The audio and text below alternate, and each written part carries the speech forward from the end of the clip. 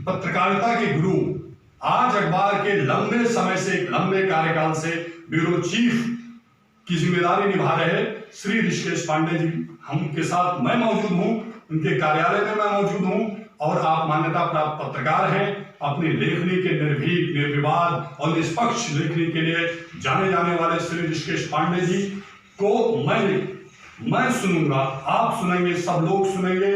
हमारे प्रश्न होंगे, लेकिन मेरे प्रश्न पर भी भारी पड़ेगा ब्यूरो चीफ श्री ऋषिकेश पांडे जी का। मैं आज अपने गुरु, जो मेरे पत्रकारिता के गुरु हैं, ये समझ लीजिए अपनी गुरु दक्षिणा दे रहा हूं। अब मैं आपका बहुत बहुत स्वागत कर रहा हूं सर अपने इस यूट्यूब चैनल में, जिसे आज पूरा देश देखेगा कि आपकी पत्रकारिता का दम और क्या है ऐसा हुनर जिससे लोग कह रहे हैं एजेंसियों के पास खड़े होकर के कि मुझे ऋषिकेश पांडे जी के अखबार आज चाहिए। ऐसा क्या है? जी, वो तो आप देख रहे हैं, ये 1920 से लगातार आपका हमसफर आज हिंदी दैनिक आज भी इस कंपटीशन के युग में अपना स्थान बनाए हुए है। हम लोगों को बहुत प्राउड होता है कि हम लोग आज अखबार से जुड़े हैं और बेबाकी से लिख रहे हैं। अच्छा, आपको सर क्या लगता है जो इस समय जिले में हलचल चल रही है? जिले में जब जिलाधिकारी ज्ञान प्रकाश त्रिपाठी थे तो उन्होंने भू माफियाओं के खिलाफ बड़ी गंभीर कार्रवाई किया और बड़ा तेज तर्राक और हाइट के बेताज बादशाह, मेरी हाइट के करके आईपीएस अनुराग, जो डायरेक्ट आईपीएस हैं, वो जो इसमें प्रतापगढ़ के एसपी हैं, वो एसपी थे, ठीक है। उन्होंने बड़ी जबरदस्त कार्रवाई किया और अनुराग ने पूरे जिले में एक कानून व्यवस्था को लागू करने के लिए अपनी पूरी ऊर्जा लगा दी। इन दोनों लोगों के ट्रांसफर के बाद ये जो नए दोनों जिला प्रशासनिक अधिकारी आए हैं, 2022 के आईपीएस श्री सुशील घुले जी और 2012 बैच के आईएएस अमित कुमार सिंह जिलाधिकारी, तो इन दोनों लोगों की जो कार्यशैली है, उन लोगों की कार्यशैली में और इनकी कार्यशैली में क्या अंतर है? देखिए, कार्रवाइयों का उद्देश्य यह होता है कि आप अगर किसी के विरुद्ध कार्रवाई कर दें तो उसको देख करके अन्य लोग डरें, चाहे वो आपराधिक मामला हो, चाहे वो अतिक्रमण का मामला हो। लेकिन पुराने आईएएस ज्ञान प्रकाश त्रिपाठी जी और पुराने आईपीएस अनुराग, इन लोगों ने कार्रवाई तो जरूर किया, लेकिन इनकी कार्रवाइयों से ऐसा कोई जो है माहौल नहीं देखने को मिला कि चाहे वो अपराध रुक गए हों, चाहे अतिक्रमण का सिलसिला रुक गया हो। उन कार्रवाइयों से आम जनता को कोई फायदा नहीं मिला, जबकि चाहे वो प्रशासनिक व्यवस्था हो, चाहे वो हुकूमत की व्यवस्था हो, वह जनता के हितों के लिए बनती है। लेकिन मऊ की कोई ऐसी समस्या का समाधान होता नहीं दिखा है जो इनकी कार्रवाइयों के बाद उसका जनता को सीधे लाभ मिले। अच्छा, आप ये बताइए, कभी हाल ही में आपने एक खबर प्रकाशित किया था कि जिलाधिकारी पहुंचे मैखाना, उसकी हेडिंग थी और आंखें हुई लाल। पत्रकारिता में मुहावरे का बहुत प्रयोग किया जाता है, तो क्या लोगों ने आपसे पूछा, कोई हलचल पैदा हुई कि जिलाधिकारी पहुंचे मैखाने, आंखें हुई लाल? इस पे कोई प्रतिक्रिया आई? किसी ने अपनी जिज्ञासा शांत किया? जी, बिल्कुल, एक नहीं तमाम फोन आते हैं और हमारी खबरें रोज इंतजार के पटल पर रहती हैं। लोग उसका सुबह सुबह इंतजार करते हैं। उस खबर के बारे में भी लोगों ने हमसे पूछा था, तो हमने उनको समझाया कि देखिए, आंखें दो तरह से लाल होती हैं। एक तो आदमी जब गुस्से में होता है तब भी लाल हो जाती है आंखें, और एक जो पी लेता है तब भी आंखें लाल हो जाती हैं। तो सवाल यहाँ यह था कि उन्होंने, जिलाधिकारी महोदय ने, जब मैखाने में पहुंच करके और अनियमितता पाई तो उस दारूखाने को सीज कर दिया था। तो वहां यह मुहावरा बिल्कुल प्रासंगिक हो जाता है कि मैखाने पहुंचे जिलाधिकारी, आंखें हुई लाल। इसी के बाद उन्होंने सीज की कार्रवाई की थी। अच्छा, ये मैं सर जानना चाहता हूँ, कभी हाल ही में एक खबर छपी थी जिलाधिकारी महोदय की, जिलाधिकारी मौके पे गए कार्तिक पूर्णिमा के जो है मेले की तैयारी देखने हैं, तो आपने लिखा था उसमें, जिलाधिकारी का आदेश था, जो आपने खबर छापी थी उसके माध्यम से मैं बता रहा हूँ कि स्नान होगा मगर मेला नहीं लगेगा। गुलशन क्या बोले, लिखे थे आप, जरा उसको बताएं। उसका शुद्ध रूप तो यह है कि जो शायरी आपने गुलशन से, नहीं, हम आपको बता रहे हैं, गुड़ से नहीं गुलगुले से परहेज, उसका शुद्ध रूप ये होता है। लेकिन उसको बोलचाल की भाषा में अभी लिख दिया जाता है कि गुड़ से नहीं गुलगुले से परहेज। तो गुड़ का मतलब कि जैसे आपको गुड़ से परहेज तो नहीं है, लेकिन गुड़ से बनने वाली जो सामग्री है उससे अगर परहेज है तो यह हास्यास्पद ही है, यह हास्यास्पद ही है। अच्छा आपने व्यंग किया। और उसकी बात चूंकि दोहरी घाट और गोठा आपका ऐसा स्थान है जहाँ का गुड़ विश्व प्रसिद्ध है, उससे विश्व के कोने कोने में मांग है, तो वहाँ यह मुहावरा प्रासंगिक हमको लगा और हमने इस पर खबर छापी थी कि गुड़ से नहीं गुलगुले से परहेज। हालांकि बोलचाल की भाषा में उसको यह भी लोग कहते हैं, इसलिए हमने सरलता से जब कोई चीज लिखी जाती है तो उसको लोग समझने में आसानी रहती है लोगों को। तो यही था कि गुड़ से नहीं गुलगुले से परहेज। हालांकि होना यह चाहिए कि गुड़ से नहीं गुलगुले से परहेज। आप साफ हो गए होंगे, आपके सामने स्थिति स्पष्ट हो गई होगी कि गुड़ जो मूल चीज होती है जिससे तमाम सामग्री बनती है उसके बाद, तो उन सामग्रियों से आपको परहेज है, जबकि असली जो असली बीमारी है उससे आपको। अच्छा सर, उसके बाद उसके दूसरे दिन भी हमें लगता है उसके दूसरे दिन आपने एक खबर छापी कि एसपी ने घाघरा की गहराई नापी, स्नान पे रोक।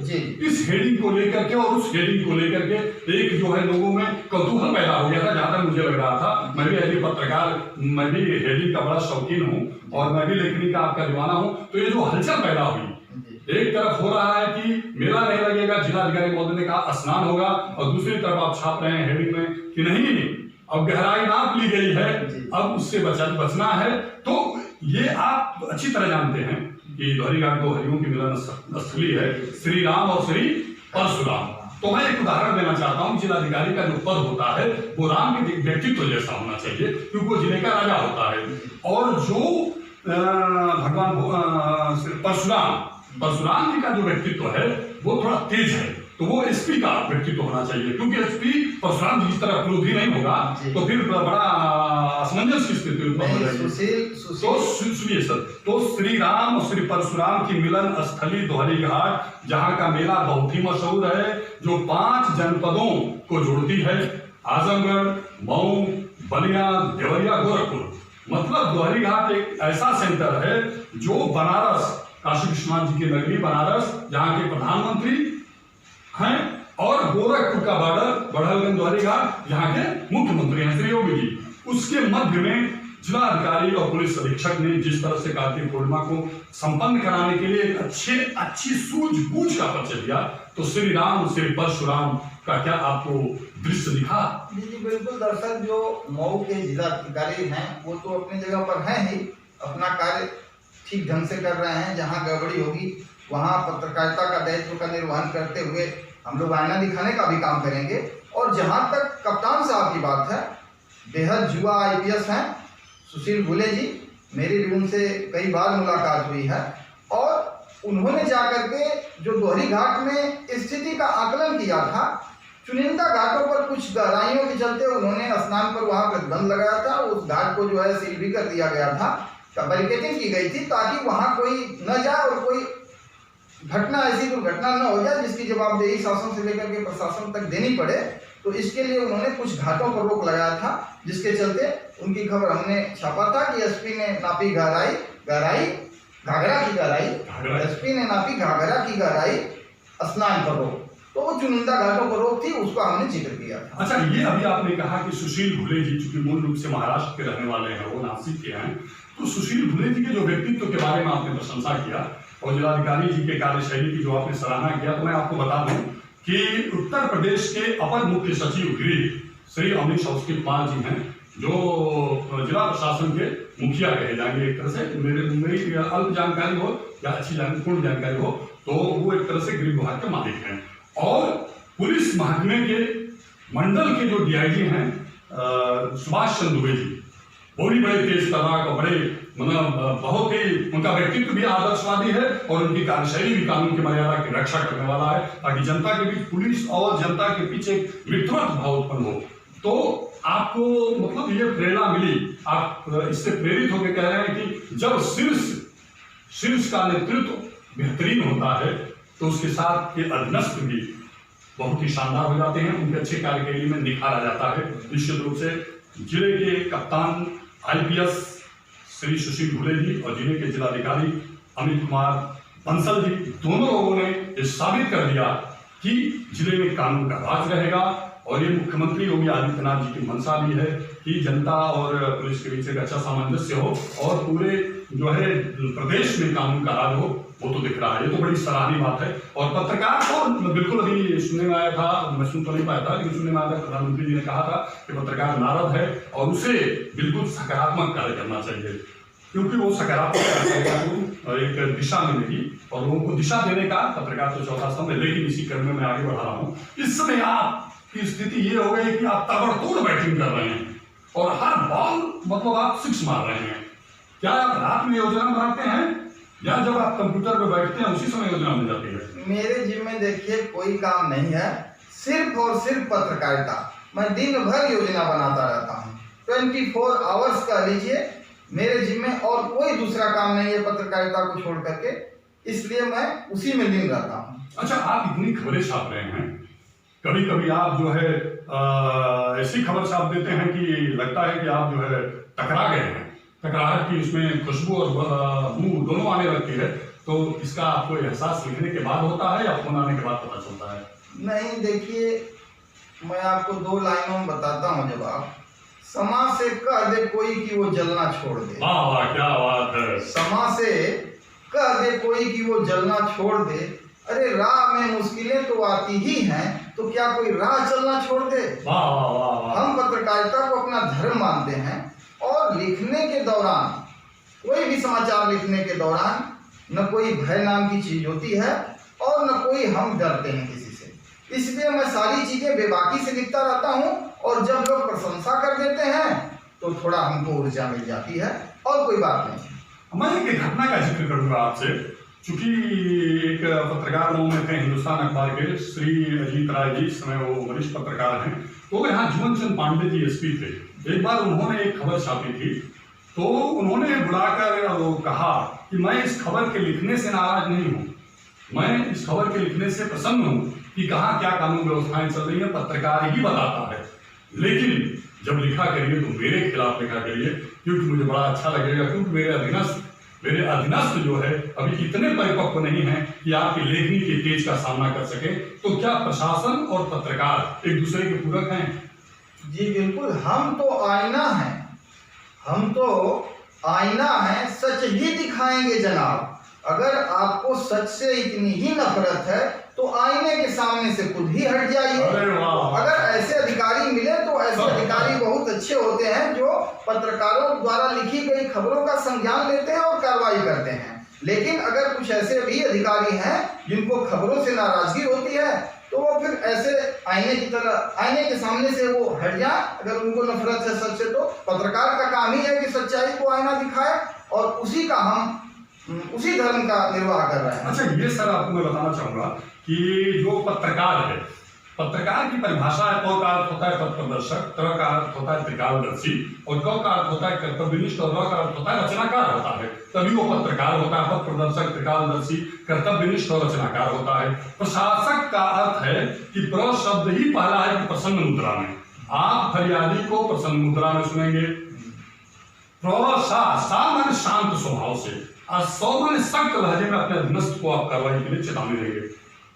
तो प्रशासक का पहला अर्थ है, तो पहले अर्थ का पालन प्रशासक को करना चाहिए कि नहीं?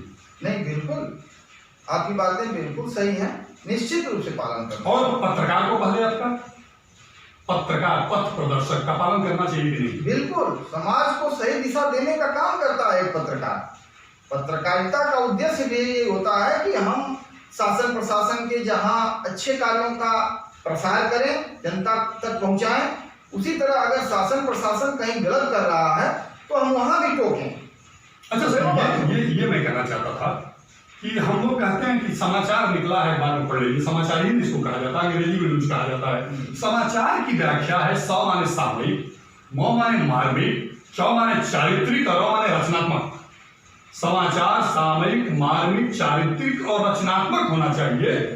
क्या आपको लग रहा है कि इस समय की पत्रकारिता उस मानक को पूरा कर रही है? अगर ये सारी चीजें उसमें समाहित ही हैं तभी वो समाचार है, वरना आजकल घटनाएं तो आप देख ही रहे हैं। तो आज की पत्रकारिता उस टेबल पे है, चीखने, चिल्लाने, दबाव बनाने की जो पत्रकारिता है, बिल्कुल नहीं। आज की पत्रकारिता का मानदंड बदल गया है। आज की पत्रकारिता में बड़े बड़े बेबाकी से कह सकता हूं कि आज की पत्रकारिता अपने उद्देश्यों से उसी तरह भटक गई है जैसे सीमा पर खड़ा जवान भटक गया है। अगर सीमा पर जवान जो खड़ा है वो भटका नहीं रहता तो आज घुसपैठ नहीं होती, संसद पर हमले नहीं होते और इस तरह के आतंकवादी गतिविधियों से हम लोग को दो चार नहीं होना पड़ता। सैनिक मारे जा रहे हैं, बहुत कष्ट है। बिल्कुल ब्यूरो चीफ साहब, आपने सही कहा कि हम देश के लिए समर्पित हैं, हम देश के लिए समर्पित रहेंगे। देश में कल्पना था जो मऊ जनपद के सृजन करता है, विकास पुरुष की ख्याति से उपलब्ध, जिन्होंने इसी धरती पे इंदिरा गांधी जी को बुलवाया, इसी धरती पे खड़ा होकर हाथ पकड़कर कहा नारायण दत्त तिवारी जी से कि घोषणा करिए यह जिला मंडल बनेगा। उन्होंने यहीं पे घोषणा किया था जब इराक का एक युद्ध हुआ था कि आप चंद्रशेखर जी तेल देना बंद करिए प्रधानमंत्री जी, नहीं मैं सरकार गिरा दूंगा। उसी कल्पना ठाय ने एक शायरी बोला था कि देश में रहूं या परदेश में रहूं, अपने ही माटी के रावलो कहूंगा। बहुत अच्छा किया आपने। हम लोग उन देश के शहीदों को श्रद्धांजलि अर्पित करते हैं, श्रद्धा सुमन अर्पित करते हैं कि वो जहां भी रहे उनकी आत्मा को शांति मिले और उनको भगवान श्री हरि के चरणों में स्थान मिले, उनके परिवार को आत्मबल मिले और उनके बेटे देश की आन बान और शान बने, तेजस्वी बने। लेकिन सर उससे जरूरी है कि हम जिस पथ पे हैं, जिस कर्तव्य के पथ पे हैं, उस पे दमदारी से डटे रहें। उस दमदारी में एक चीज है जाना कि अभी हाल ही आपका एक इंटरव्यू प्रसारित हुआ था, पूर्व चेयरमैन अरशद जमाल जी ने प्रसारित किया था। जब वो आपसे प्रश्न पूछना शुरू किए और आपने एक घटना का जिक्र किया तो उस घटना का जिक्र किया जाना आपका घटना से संबंधित था। फिर उन्होंने निगेटिव रूप में क्यों कहा कि आप निगेटिव मत बोलिए, जबकि आपको कहना पड़ा कि उन्होंने जब कहा कि ये बात आप अदालत में कहिएगा तो आपने कहा कि मैं आपके इस न्यूज चैनल की अदालत में कह रहा हूं, तो उन्होंने हंसा, तो आपने तो उनको हंसा दिया। लेकिन उन्होंने आपके सही बात को, सच्ची बात को क्यों नकारात्मक कहा? क्योंकि देखिए अरशद जमाल जी भी पत्रकारिता के क्षेत्र में अपना पदार्पण कर चुके हैं, तो मैं उनके लिए बस इतना ही कहना चाहूंगा कि समंदर बेबसी अपनी किसी से कह नहीं सकता, हजारों मील तक फैला है लेकिन बह नहीं सकता। दायरा होता है पत्रकारिता का। हम ऐसा कोई गुनाह नहीं करना चाहते कि कल को हम अरशद जमाल जी के साथ हाथ न मिला सकें। बिल्कुल, किसी से इस तरह की आप नाराजगी न कराएं कि हम मिले तो शर्मिंदा हो। मैं आप लोगों को, दर्शक भाइयों, बताना चाहता हूं कि हम लोगों का जो इंटरव्यू चल रहा है इसमें किसी के प्रति दोष नहीं है, किसी के प्रति अपराध नहीं, हम लोग अपराध भाव से नहीं कर रहे हैं। हम लोग की मनसा पवित्र है, हृदय पवित्र है। हृदय में सदगुरु पद्मश्री सदगुरु सरकार का हम लोगों ने अभी स्मरण किया है और गुरु ने खुद जो ज्ञान दिए, बिना गुरु के ज्ञान मिल ही नहीं सकता। मैं आप लोगों को बता दूं कि पुस्तक से ज्ञान होता है, संस्कारवान ही व्यक्ति उदारवान होता है। पुस्तक से ज्ञान होता है, संस्कारवान ही व्यक्ति उदारवान होता है। जब हो सदगुरु की कृपा, जब हो सदगुरु की कृपा तो वह महान होता है और तीनों का जब हो संगम तब व्यक्ति महान होता है, महान होता है। मैं इसी क्रम में आपको बताऊं कि पत्रकार कवि होता है। क्यों जी? जहां न पहुंचे ना वहां पहुंच जाए कब। तो आप बताइए, आपने तो बिल्कुल इतना बढ़िया ढंग से उसको परिभाषित किया शेर व शायरी से कि बिल्कुल जैसे भोजन में, भोजन कोई कर रहा है तो भाषा की खैर चटनी दूं, हाँ थोड़ा स्वाद बदल जाएगा, अचार दूं, तो ये शायरी जो है स्वाद में वो और स्वाद लाने का मनोरंजक हो जाता है। तो इसी क्रम में अब आगे हम बढ़ते हैं कि आपकी बात और स्पष्ट बताइए, आपकी धर्मपत्नी का शुभ नाम क्या है? गृहलता पांडे, वो बैठे भी हैं हमारे साथ। बहुत बहुत स्वागत है आपका जनगढ़ की आवाज में। मैं आपको बहुत बहुत सादर प्रणाम कर रहा हूँ। आपके बच्चे कितने हैं? बच्चे साहब हमारे पास 4 हैं, 2 बच्चियां हैं, 2 बच्चे हैं और एक बच्ची इलाहाबाद यूनिवर्सिटी में अभी दाखिला ली है। शुभ नाम क्या है? उजाला पांडे जो सबसे बड़ी पुत्री है वो MA लास्ट ईयर में है और ज्योति पांडे जो अभी हाल ही में इलाहाबाद यूनिवर्सिटी में उसका दाखिला हुआ है और एक बड़ा बेटा है राघवन और दूसरा छोटा बेटा शैलेंद्र है जो यहाँ नवोदय विद्यालय मऊ में इंटरमीडिएट का छात्र है। बहुत बहुत शुभकामनाएं है हमारी कि आपने अपने बच्चों को एक अच्छी शिक्षा के स्तर की तरफ बढ़ाया। लेकिन सर लगे हाथ पे भी हमको खुशखबरी सुना दीजिए, आपने घर में बहुरानी अभी लाया कि नहीं लाया? नहीं, बिल्कुल ला दिए हैं और आप यहाँ से तमाम लोग, मुझको मतलब संख्या याद नहीं है कि यहाँ से कितनी बड़ी बारात गई थी और वो अपने आप में अभूतपूर्व बारात गई थी रसड़ा में। क्योंकि बहू घर की लक्ष्मी होती है, वो दो परिवारों की मर्यादा मैं आप लोगों को बताना चाहता हूं कि ये इंटरव्यू सिर्फ पत्रकारिता का नहीं है, ये इंटरव्यू परिवार का है, पत्रकार का है, संसार का है, आध्यात्म का है, व्यक्तित्व का है, व्यवहार का है, समर्पण का है, सिद्धांत का है, उद्देश्यों का है और भीष्म प्रतिज्ञा का भी है। इसलिए मैं आप लोगों को थोड़ा सर जी के बारे में और कुछ बताना चाहूंगा। इन्होंने कहा कि इनके पास 4 संतान है, ये बहू भी घर में लाएंगे, खुशियां फैलाएंगे और कन्यादान करके पिता का कर्तव्य भी निभाएंगे। आप लोग शास्त्र में पढ़े होंगे कि जो कन्यादान करने का सौभाग्य प्राप्त नहीं करता उसे कभी भी सृष्टि में वो स्थान नहीं मिलता जो अति दिव्य है। इसीलिए लोग गरीब के बच्चे के, अपने परिवार के किसी बच्चे का कन्यादान करते हैं। आप ब्राह्मण है, विद्वान है, सही है, बिल्कुल हम सहमत हैं आपकी बात से। शास्त्र सहमत है कि हमारे विवेक से सहमत है? नहीं, दोनों ही बातें हैं। आप जो बात कर रहे हैं वो कहीं से आप नई बात तो कह नहीं रहे हैं, शास्त्रों के चलते ही कह रहे हैं, तो हम उस बात से सहमत हैं। हमने देखा भी है कई लोगों ने दूसरी की कन्याओं का कन्यादान करके इस ऋण से उऋण हुए हैं। आपने बिटिया का क्या नाम बताया? ज्योति और उजाला, और बेटों का? राघवेंद्र और शैलेंद्र। अब मैं ये जानना चाहता हूं आपसे मैडम जी कि आप दोनों लोग मिलकर के इतना शानदार और दिव्य नाम रखे हैं, या आप लोगों को नाम रखने में बच्चों की थोड़ा तकरार हुई थी? नहीं, तकरार की बात यह नहीं है, क्योंकि पुरखे नहीं सर, मैं ये कहना चाहता था कि बच्चे के नाम रखने के लिए पहले एक आदमी का ख्वाब होता है, एक कल्पना होती है कि बेटी पैदा होगी तो उसकी ज्योति नाम रखेंगे और बेटा पैदा होगा तो राघवेंद्र नाम रखेंगे। तो आप कहीं होंगे लेकिन ज्योति नहीं नाम रखेंगे। नहीं, नाम सवाल यह है कि हम लोग सांस्कारिक परिवार से बिलोंग करते हैं। मैं ये कह रहा था, मेरी माँ जो है जी, मतलब उन्होंने ही इस नाम का चयन किया था कि रघुपति राघव। अगर हम जो होता है पहले पुराने लोग यही अपने बेटों का नाम जो है देवी देवताओं के नाम पर ही रखते थे, ताकि उनका कम से कम दिन भर में कई बार नाम ले लिया जाए। सीताराम। जी जी, तो उसी चलते हमारी माँ भी आध्यात्मिक थी और उन्होंने राघव नाम जो है रखा था, और उसी को थोड़ा मतलब आधुनिक करने के लिए हमने राघवेंद्र कर दिया, जिस पर इन्होंने सहमति जताई थी। ऐसी कोई बात नहीं कि आपको गृह विभाग, पत्नी गृह विभाग से हमेशा समर्थन प्राप्त, पत्नी गृह विभाग होती है। दर्शक भाइयों, किसी की मजाल नहीं है जो गृह विभाग को प्रभावित कर दे। हम बाहर लेखनी जगत के सम्राट हैं, लेकिन घर के अंदर क्या है सर, आप ही बता दीजिए। हम देखिए, कुल मिलाकर के जो पति पत्नी का रिश्ता होता है, दोनों अगर समानांतर पहिए की तरह अगर चले तो जिंदगी की गाड़ी बहुत आराम से चलती है। अगर दोनों में टकरार उत्पन्न हो गई तो ऐसी परिस्थितियां तबाही का दौर शुरू कर देती हैं। बिल्कुल बिल्कुल, बहुत अच्छा कहा कि बड़ा दुर्भाग्य होता है उस परिवार का जब पति पत्नी के बीच सामंजस्य नहीं होता। मैं आप लोगों को अपने यूट्यूब चैनल के माध्यम से बताना चाहता हूँ, जल्दी मेरे साथ एक साधारण परिवार के एक परिवार गया था, जिसमें उस व्यक्ति के साले भी थे और सरहद भी थे और वो पति पत्नी थे, उन्होंने उसके जीजा बहनोई, और वो गुरु जी के चरण में जाकर के उन लोगों ने यही प्रार्थना किया कि गुरुदेव हम लोगों के बीच बड़ा अच्छा तालमेल नहीं है, टकराव तनाव है। तो गुरुदेव ने कहा जिस घर में कला होगा वहां कभी श्री निवास नहीं करेंगे। गुरुदेव का आदेश है, गुरुदेव का आशीर्वाद है कि परिवार ही प्रथम पाठशाला है और परिवार से बहुत ज्ञान मिलता है। इसलिए आपने सर बहुत अच्छा कहा कि परिवार के बीच एक सामंजस्य होना चाहिए। और 16 संस्कारों में नामकरण एक संस्कार है।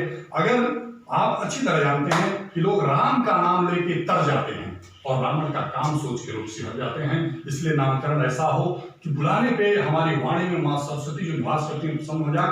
इसी के साथ मैं आपसे एक प्रश्न पूछना चाहूंगा। नेता और पत्रकार ये दो ऐसे पेशे हैं जिसमें परिवार, माता पिता तो एकदम सर पे हाथ रख के कहते मेरा लड़का जो निकल गया, मतलब नखरा निकल गया, कुर्ता झाड़ के जाता है, खाली हाथ आता है, खाना खाता है, पापा पैसा लेता है, फिर चला जाता है। पत्रकारिता के प्रारंभ के दिनों में भी लगभग सब यही स्थिति रहती है।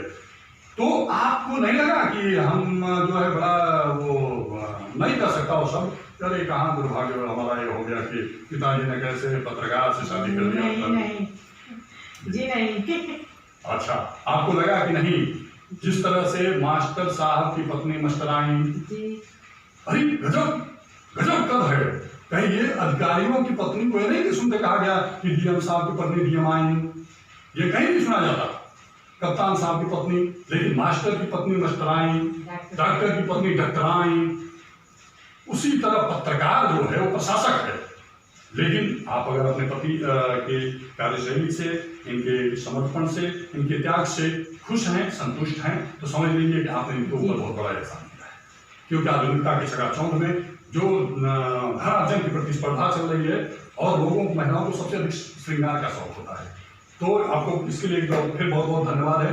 अब आप ये बताइए कि इनका कितना साथ देती है पत्रकारिता में? क्या कभी ना आपने ये नहीं कहा कि कोई और काम कर लीजिए, पत्रकारिता साइड में रखिए? जी नहीं, आपने ऐसा कभी नहीं कहा? शुरू से आप इनके लिए आप बताइए, लग रहा है कि ये जो है आपके कुछ बातें छुपा रही हैं। नहीं हम बस ऐसा हो नहीं सकता सर, ये बात है। हमारी पत्नी तो कहती है श्रीमती रेणु राय, आप कौन सी नौकरी करते हैं? मैं तो इनका विरोध कर ही नहीं सकता। आप 2 लाइनों में बात समझ जाएंगे हमारी। बहुत मुश्किल है दिल पर दिल की कहानी लिखना जी। बहुत मुश्किल है दिल पर दिल की कहानी लिखना, वैसे ही जैसे बहते हुए पानी पर पानी लिखना। अपने पत्नी के बारे में, अगर वो चाहे आपके बारे में गलत सोचें, सही सोचें, अगर आपको जिंदगी की गाड़ी ठीक से चलानी है तो मैं आपको एक सुझाव देना चाहता हूं कि पत्नी जैसे कहे बस उसी की बात को मानते जाइए, कोई विवाद नहीं हो। बिल्कुल बिल्कुल। पत्नी को शक्ति का स्वरूप कहा गया है। स्त्री सर्वत्र पूज्यते अतिथि देवो भव, यह स्पष्ट लिखा हुआ है। आप लोगों को कहीं से भी हम लोगों को सुनने में, समझने में असुविधा नहीं होगी, क्योंकि हम लोगों ने पहले ही सदगुरु सरकार का आह्वान किया है। इसलिए जो भी आज बातें होंगी बिल्कुल साहित्यिक होंगी, सांस्कृतिक होंगी और आध्यात्म से लबरेज होंगी। मैं आप लोगों को बहुत बहुत धन्यवाद देना चाहता हूं कि आप लोग हमारे bureau chief Rishikesh Pandey sir को सुनना चाहते हैं, क्योंकि मैं पत्रकारिता का प्रारंभ यहीं से किया हूं। ऋषिकेश पांडे सर के साथ में रह के तवालीमन मोड़ के पास आपका कार्यालय हुआ करता था, और मेरे पापा के सहपाठी श्री इष्टदेव प्रसाद राय सीनियर IAS जो अब रिटायर हो गए हैं, उन्हीं के रिश्तेदार श्री कृष्णदेव नारायण राय जी, जो इस अखबार में एक बड़ी पर्सनालिटी है आज में, और उन्होंने मुझे उनके यहाँ भेजा और मुझे यहाँ रिपोर्टिंग का मौका मिला। श्री जयसवाल भैया ने, जो नैनीजान के ब्यूरो चीफ हैं और इस समय वो प्रभारी हैं, उन्होंने मुझे कहा कि आप ऋषिकेश पांडे जी से मिल लीजिए और वहीं से पत्रकारिता का प्रारंभ कीजिए, क्योंकि प्रारंभ जब छोटे से होता है तो वो हाथ में समाता है, और जैसे जैसे बड़ा होती है ख्याति, उसमें अहंकार नहीं आता है, और अचानक नहीं कुछ मिल जाता है तो आदमी बौरा जाता है। वो कैसे ऐसा कनक कनक के से मादकता अधिकार, या खाए बौरात जग या पाए बौरात। तो आपको नहीं लगता पत्रकारिता में कुछ लोग बौरा गए हैं? देखिए राय साहब, I am proud of you. असली गुरु वही होता है जो शिष्य नहीं गुरु पैदा करे, और मुझे इसी बात का नाज है कि आप हमको अपना गुरु मानते हैं, और आज आप खुद एक गुरु के रूप में, एक ब्यूरो चीफ के रूप में, एक चैनल प्रभारी के रूप में आज आपकी ख्याति बढ़ रही है। मेरी तरफ से आपको बहुत बहुत हार्दिक शुभकामनाएं। धन्यवाद। ये हमारे गुरु की असीम कृपा है, और वो मेरे, क्योंकि आप लोग अच्छी तरह जानते हैं कि हर क्षेत्र में गुरु होते हैं। पढ़ाई के समय गुरु होते हैं, शिक्षा के क्षेत्र में गुरु होते हैं, जब शादी होती है तो मंत्र बोलने के लिए गुरु होते हैं, जीवन की नैया पार लगाने के लिए लोग गुरु की शरण जाते हैं। आप लोगों ने बड़ा लंबा हम लोगों का इंटरव्यू सुना। मुझे निवेदन है, आपसे प्रार्थना है, एक करबद्ध प्रार्थना है कि आप लोग जो है कोई भी इसमें त्रुटिपूर्ण, कोई दोषपूर्ण अगर हम लोगों की वाणी निकली हो या किसी के दिल को कष्ट पहुंचाया हो, तो मैं सर झुका करके क्षमा चाहता हूं। क्षमा बड़न को चाहिए, छोटन को बात स्पष्ट लिखा हुआ है, और आप लोग अच्छी तरह जानते हैं कि इसमें जो भी उल्टा होगा उसे सीधा करके पढ़िएगा, क्योंकि उल्टा नाम जपत जग जाना, वाल्मीकि बने ब्रह्म समाना। बहुत बहुत धन्यवाद आप सभी लोगों का, एक बार फिर बहुत बहुत स्वागत है। मैं रंजीत राय और आप लोग देख रहे हैं जनगण की आवाज। आप ऋषिकेश पांडे सर की बात से, लेकिन सर जाते जाते एक सवाल पूछना है। नहीं, ये सवाल अगले एपिसोड में रहेगा, क्योंकि वो सवाल बड़ा गंभीर है और उसमें बड़ा लंबा विस्तार से चर्चा हुआ। इन्होंने जब यहाँ के पासपोर्ट मामले में कार्रवाई हुई और इनका कहना है कि अन्याय हुआ, तब इन्होंने जो संघनाद किया था उसके बारे में अगर सुनना है, जानना है कि कैसे संघनाद हुआ, कितने परेशानी या कष्ट से इनको जीवन का दौर गुजरना पड़ा, कितने आरोप प्रत्यारोप के दौर से गुजरे हैं, तो बहुत जल्द अगले एपिसोड में आप अगले एपिसोड का इंतजार करिए। इनके विचार से अगर आप सहमत हैं तो लाइक करिए, कमेंट करिए और अपना आशीर्वाद दीजिए। बहुत बहुत धन्यवाद। एक बार फिर आपका बहुत बहुत धन्यवाद।